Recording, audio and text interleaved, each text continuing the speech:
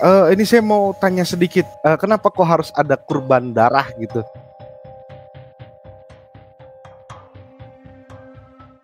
Oke, jadi saya nanggapin pertanyaan ini, kita lihat dulu pengorbanan Yesus itu bentuknya bagaimana. Yohanes bab 10 ayat 17 sampai dengan 18.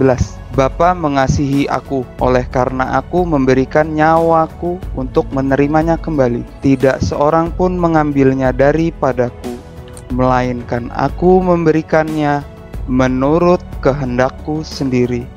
Aku berkuasa memberikannya dan berkuasa mengambilnya kembali. Inilah tugasku yang kuterima dari Bapakku. Jelas, melalui ayat ini, Yesus menumpahkan darahnya di kayu salib atas kehendak dirinya sendiri, bukan karena hal lain. Itu aja yang mau saya sampaikan.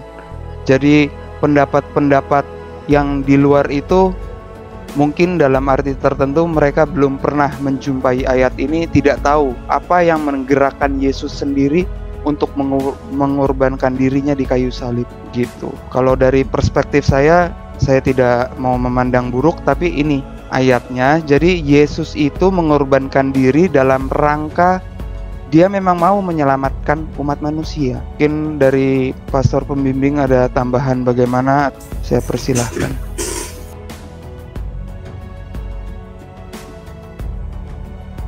Ya, saya tambahkan ya. Benar tadi Atsu bilang. Ya. Mungkin saya jelaskan mengapa selalu ada korban. Mengapa selalu ada korban dalam, kita lihat ya dari awal zaman masa Abraham itu sudah mulai ada kebiasaan mengorbankan. Ya. Dia mengorbankan anaknya untuk Tuhan. Iya. Jadi kalau kita melihat secara antropologis juga, dalam budaya-budaya itu ada kebiasaan mengorbankan hewan dan lain sebagainya untuk mendatangkan keselamatan. Nah, dalam konteks korban orang Israel itu dilakukan setiap tahun, setiap tahun. Ya, mungkin lebih jelasnya kita baca kitab Ibrani bab 10 ayat 1 sampai seterusnya. Ya, dikatakan di situ, karena itu korban yang sama yang setiap tahun terus-menerus dipersembahkan, hukum Taurat tidak mungkin menyempurnakan mereka yang datang mengambil bagian dari dalamnya. Jadi korban itu dikorbankan setiap tahun, tetapi tidak ada semacam pemulihan, tidak menghapus dosa, karena kemudian akan dibuat lagi dosa yang sama. Lalu ada korban lagi. Nah, ketika Yesus mengorbankan diri, dia memutus rantai korban itu. Dia memutus rantai korban, ya. Jadi mengorbankan diri, mengorbankan lagi. Semua mencapai final pada Kristus. Ya, dari situ disebutkan perikopnya, judulnya persembahan yang sempurna. Kristus itu kurban yang sempurna. Ya. Jadi dia mengorbankan dirinya sendiri, ya. Bukan mengorbankan orang lain, mengorbankan hewan lain, tidak. Dia mengorbankan dirinya sendiri. Tadi saya bilang, kitab Ibrani bilang bahwa Kristus itu imam sekaligus kurban. Dia mengorbankan dirinya untuk keselamatan. Jadi korban untuk keselamatan juga, tetapi dia mengorbankan diri. Dan Kristus adalah korban yang sempurna. Dia memutus rantai korban yang setiap tahun dipersembahkan di bait Allah, berpuncak pada dia. Jadi tidak ada lagi korban darah, yang ada adalah korban darah Kristus sendiri. Mungkin seperti itu.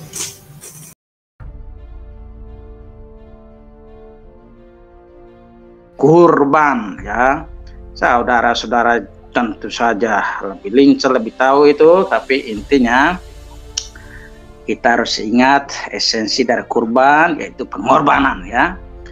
Dan mengapa ada korban, pasti ada sesuatu yang serius, ya.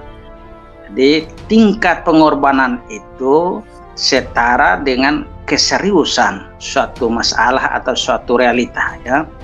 Misalnya kalau kita mau mau bantu seseorang, kalau kita lihat itu tidak terlalu butuh sekali, kita mungkin berkorban tapi sedikit, mungkin kita kasih uang Rp1.000, itu berarti tingkatnya masih di bawah. Tapi kalau agak naik sedikit sampai jutaan, kayaknya agak serius seperti itu. Begitu pula kalau kita korban waktu, tenaga, macam-macam. Nah, ini yang paling tinggi adalah korban nyawa, ya. Jadi dengan mengorbankan binatang itu yang sebenarnya simbolis dari keringat darah mereka sendiri, ya, itu menunjukkan keseriusan. Apa yang serius? Satu, soal dosa mereka. Jadi dosa itu bukan sekadar main-main, ya. It is a serious matter, ya, itu sangat serius. Dan karena itu harus ada pendamaian. Jadi mereka melakukan pengorbanan itu karena ada dosa yang mereka lakukan terhadap Tuhan. Nah, dibutuhkan pendamaian. Nah, sarana yang sesuai dengan konteks sosiologi seperti yang tadi sempat dijelaskan adalah korban seperti itu. Nah, kemudian dalam perkembangan sejarah, kemudian terutama dalam diri Tuhan Yesus Kristus, ya, dalam dirinya sendiri. Dan kemudian setelah zaman Tuhan Yesus, dalam arti setelah Yesus bangkit dan dia menetapkan, menginstitusikan korban misa itu, tapi bukan lagi misa yang dalam korban berdarah, tetapi merepresentasikan kembali pengorbanan yang telah dia lakukan itu. Nah, tapi substansinya adalah bahwa soal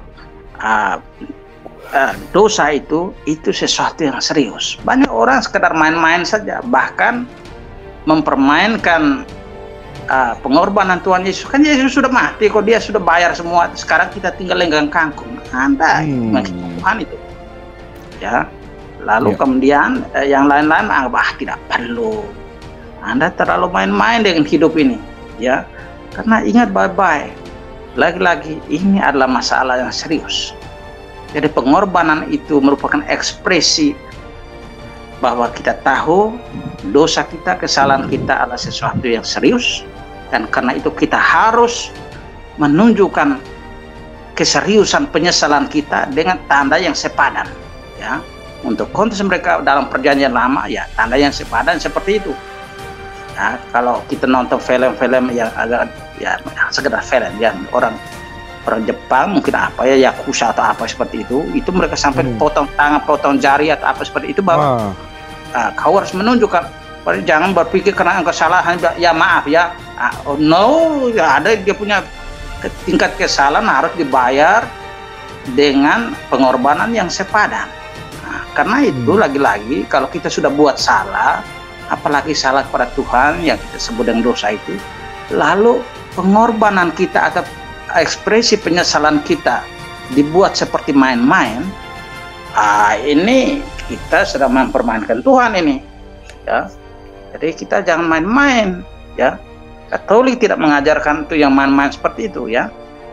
Ingat baik-baik, banyak orang akhirnya kadang-kadang keliru memahami, Katolik itu kalau buat salah kan mudah saja, tinggal pergi ke Romo, lalu mereka mengaku, lalu segala-galanya sudah selesai kan? Begitu mudahnya.